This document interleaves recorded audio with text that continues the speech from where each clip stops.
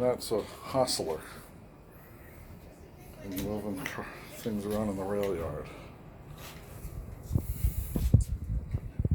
Okay, I'm ready for this now.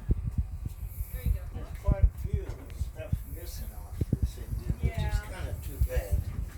But I got pictures of it. In fact, I even got videos of it. Oh. Now, when you look up there, Noah, Yeah, you'll see some big doors near the back. yeah, Those are the doors you open up when you put water in the thing. okay. And going down the road, it uses about 200 gallons of water a minute and 20 gallons of fuel oil a minute. Wow. So it's something that costs money to move. Oh.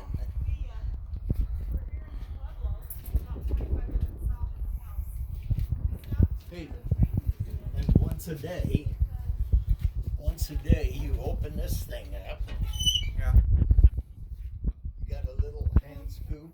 You pick up a scoop of sand out of here. They fill this with sand. Yeah. You open this door right here, and when the engine is working hard and there's a lot of draft, you put a couple of shovelfuls of sand in here.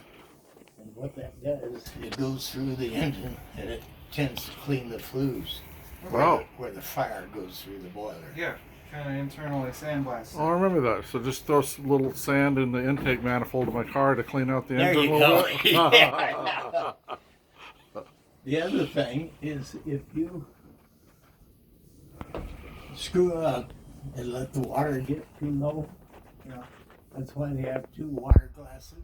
Well, here's one, part of one that's left here. And there's a valve on here to blow it out so you make sure you don't have it plugged up. And there's another water glass that goes here. If you screw up and let the water get too low, when you got a nice hot fire, all of these bolts called stay bolts, they get too hot, they get too weak, and this end of the boiler blows up.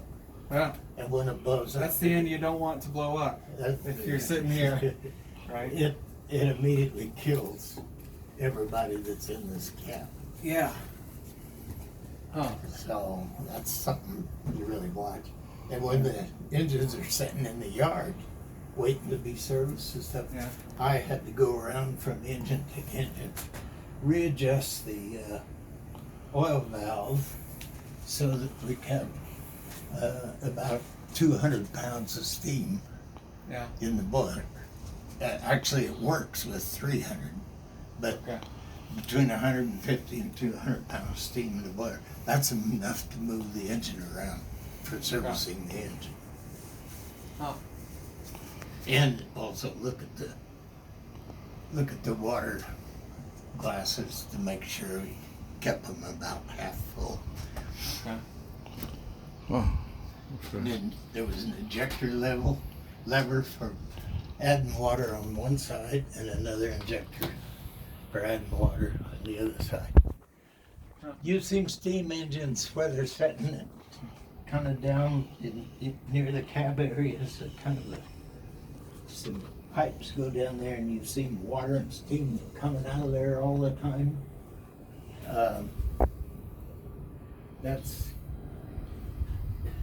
the water injectors. You have to keep them heated because they won't work unless they're hot. Okay.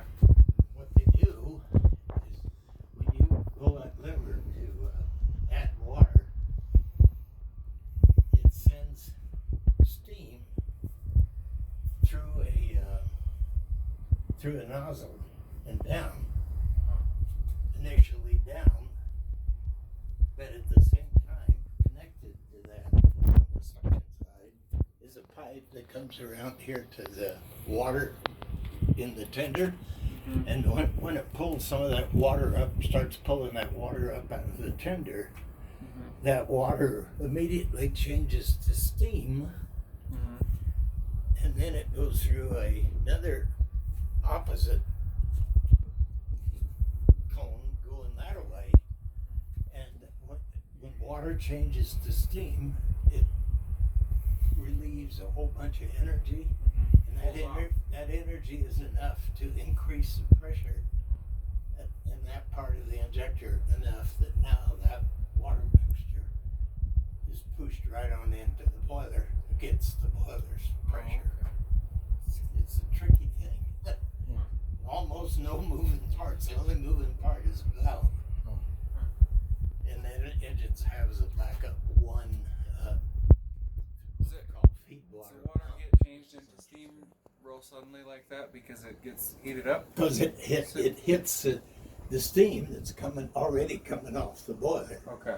And if your injector's cold, it won't start. Everything just keeps flowing out the bottom. That's why they're placed so that you can stick your head out the window and see if the injector's working. Okay. And in the yard, we would turn the injectors off, turn the heat to the injectors off, and use the one single feed water pump. Because otherwise you're wasting a lot of steam, because it has to have steam to keep it hot so that it'll work. So you'll see pictures of locomotives and there's steam and water dripping, flowing and dripping out of the gadget on the bottom, right near the cab. That's the water outlet for the injectors. Well, that's really something. It's kind of sad. Yeah, it's like Sad that it's all stripped out. looks like a beautiful piece of artwork to me with all these metal pieces and the different surfaces, the rust and the.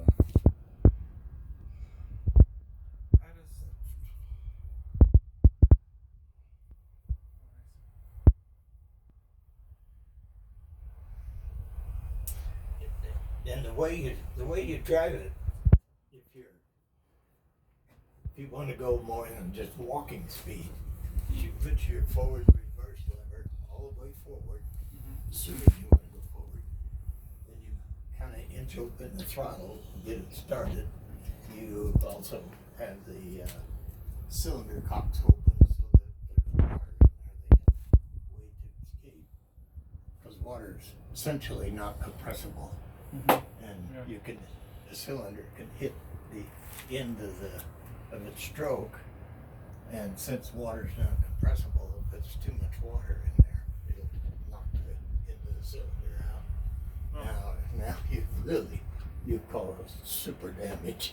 And then there's a lot of ways so to then break it. once it gets started and puffs a few times, then you can turn a little valve, closes the cylinder cocks, and then you can bring your throttle open a little more, and then as nothing has to be done fast. And then as it picks up speed, then you get a hold of the reverse lever and start inching it back closer to neutral.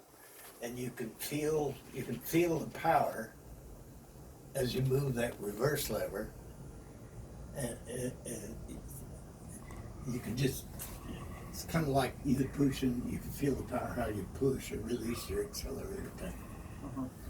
And to conserve steam, once you get going more than about 20 miles an hour, you should end up with the throttle full open and the reverse lever almost at neutral.